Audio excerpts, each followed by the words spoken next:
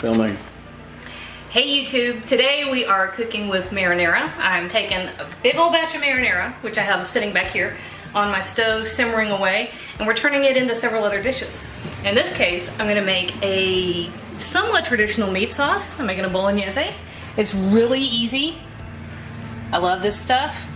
So here's my marinara. And you know what, you can do this recipe if you don't have homemade sauce, fine, but it's really easy to throw together. You can use jarred sauce if you want to. I don't like the sugar that's in canned tomato sauce. It's not my favorite. Okay, so we've got two things here. We're gonna turn our plain marinara into a meat sauce. So I've got a pound of ground pork. This is 85-15, that means it's 15% fat. This is about a pound of ground beef. This is 90-10, so it's about 10% fat. So the first step is simply to brown it all off. I've got medium heat. You don't want to crank it up too much. Fat will render better if you have a lower heat. I've noticed that with this. So all we're doing here is getting it, you know, brown and crumbled. So I suspect we're going to have a good bit of fat to drain away. And so for the next couple minutes, this is all I'm going to do, is just stir and cook. I'll show you what it looks like in a second. You said you were ready. Okay, well, okay, but you walk in and I'm like, okay, let me grab this one thing. All right, sorry. All right, well, so I browned off the ground beef and the ground pork, and this is normally where you would drain it, but look here. These were both pretty lean. Can you see the little, is it gonna, okay.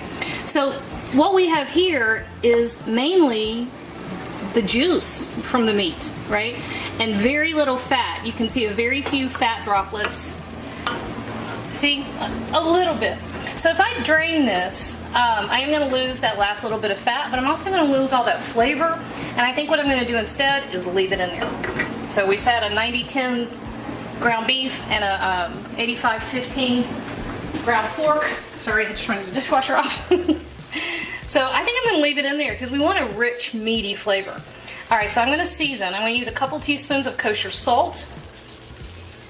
And I know that this is fine because I've tasted our sauce over here.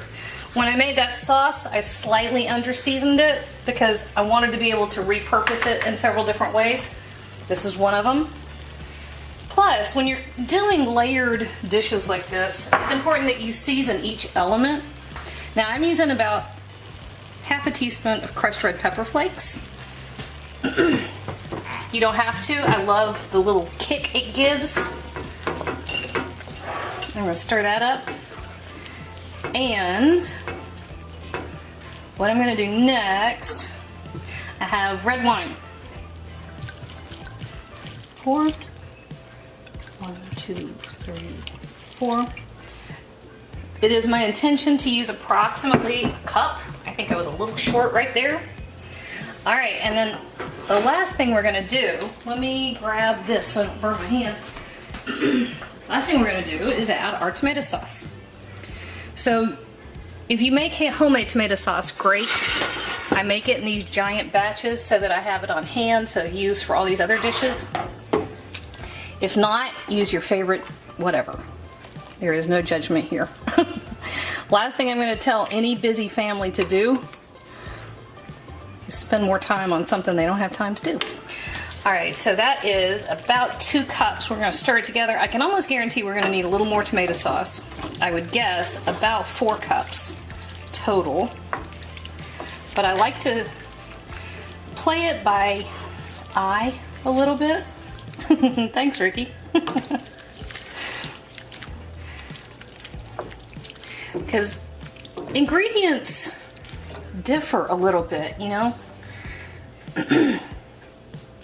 So that's a total of 3 cups, 3.5, and 4. So 4 cups of tomato sauce. And all we do at this point is, first of all, we taste it and adjust it for seasoning. We're gonna let this simmer for a little while and let that all come together. So let me grab a spoon.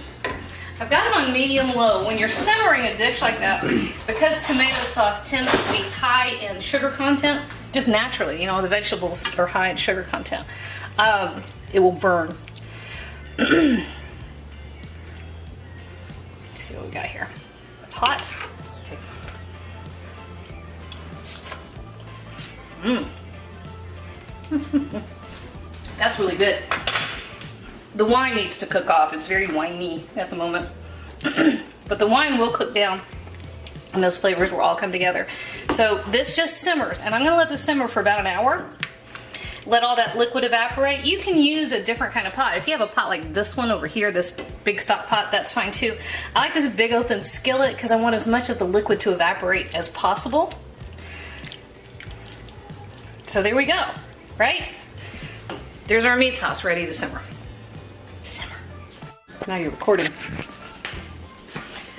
Okay. You got it? Yep. All right, we have a new cameraman. This is Boone. Ricky bailed out on me. He went to go play Dungeons and Dragons. All right, so here's our bolognese, and this has just been simmering on its own. Actually, I forgot what I was doing, so it's been about an hour and a half. And if you would like to, traditionally, you could throw in like half a cup of cream. That's one method. It's great. I just don't do that, so I'm not gonna. This stuff is ready to use. It's really good if you put it on a heavy pasta, like if you've got rotini is pretty good. What are those other big fat round noodles? Ziti is really good. Oh my gosh, this makes the best baked ziti. Throw it on ziti. Top it with some mozzarella. Throw that in the oven for half an hour at 350 degrees. It's magic. It is wonderful. But what I'm going to do with this tomorrow is I'm going to make lasagna. So you make a bechamel, you have some ricotta, you layer this stuff up. It is magic. And it is really, really good. So you see how much this thickened up? Most of that loose liquid has evaporated, and what we have now is this gorgeous thick sauce. Yummy, yummy. Holy crap, that's good. All right, there you go, guys. Fast, it's easy, it's magic, it makes amazing food. So throw together some bolognese. You'll be glad you did it.